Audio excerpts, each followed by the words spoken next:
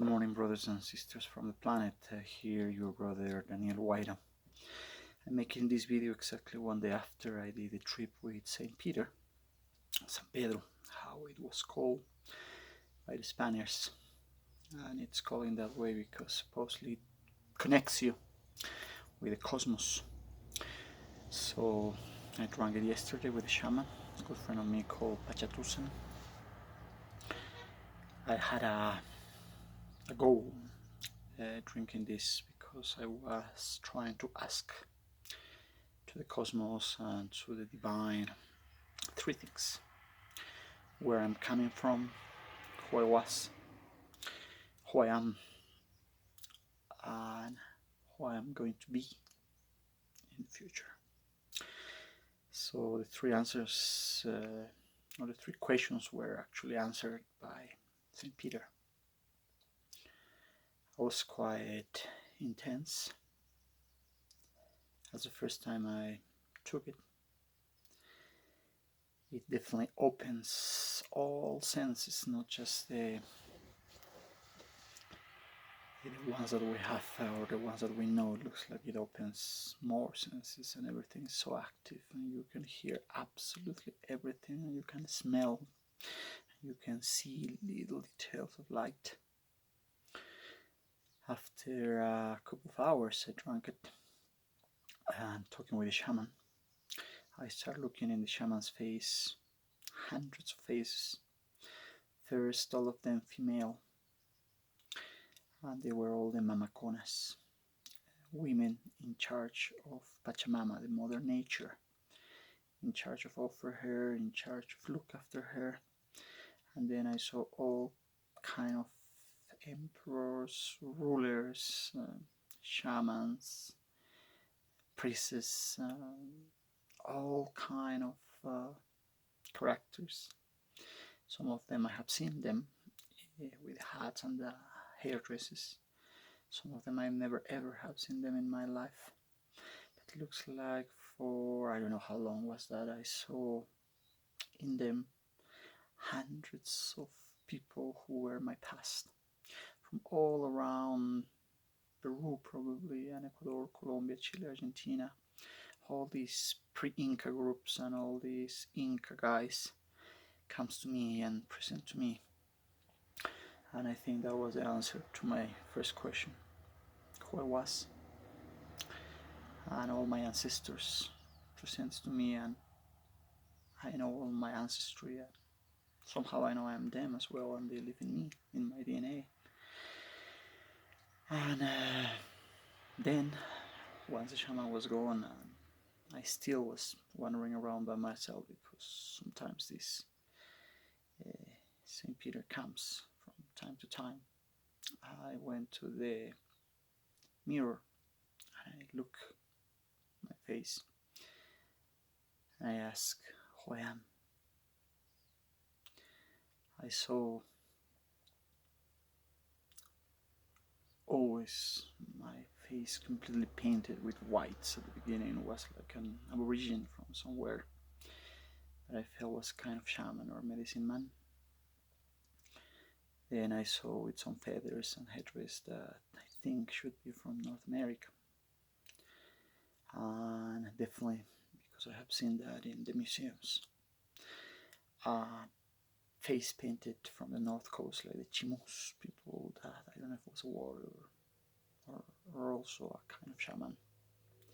I have to still discover those details probably and process in my mind in the next days. But the most important thing is that the place where I came, I discovered my spirit guide. It's called Apuhankawasi. This is the area where I pretend to create a meditation center, a retreat center, place to leave offerings to Pachamama, contact with the divine, contact with the sun, understand the concept of unity. It was in my mind for a long time. I didn't know how to make it. I don't know properly how to make it right now. I don't know where things are going to come from, but I have confidence once I found my father, Hankawasi and Napo, closest concept in the Western world for Apu is an angel, an energy that connects you with the sun. To understand unity and transcend the idea of duality that actually does not exist, is a creation of the mind. Once you transcend duality and you don't see, never ever, people as good or bad, or experiences are good or bad, actually you see everything just like it is. Because when you think that somebody or something is good, even if they do wrong things, you always overestimate everything. And when you think somebody is bad or act in a bad way, whatever this person or this situation does, you always see it in the worst possible way, because you don't see reality, you are just creating concepts in your mind. And the worst thing is that when you consider that somebody's bad and you feel yourself that you're good, you feel in the right to kill the bad and to kill the evil and to kill what goes against your ideas. And many religions and many groups and many people has been killing just because they feel they're good, and because they feel in a mission to kill and exterminate the bad. So I think that's the way that's processed. That's what I would like to do here. Create a place where people connect themselves, with the nature, with the unity. But let's see what happens in the future. I also discovered meditating this morning that St. Peter, the sacred plant, is now with me in my body. I don't need to drink it anymore because now it should be out from my body. But this morning in meditation, I started looking the same thing than yesterday. And when I saw my eyes in the mirror, that was definitely like it would be something similar. So I think I can contact with him, with my spirit guide, because now St. Peter lives with me.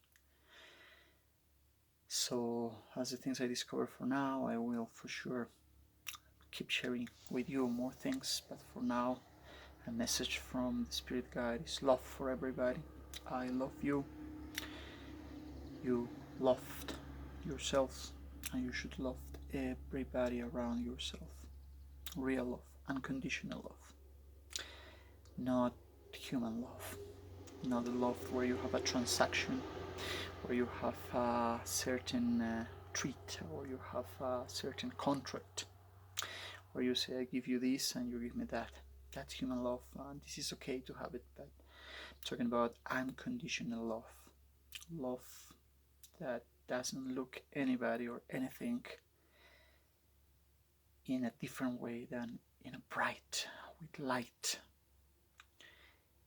Every human being and every action and the air and the plants and the little ants and the trees and the air, everything with love. Everything with bright. How life should be. And especially you find the unconditional love inside of yourself. Have a good time and enjoy love.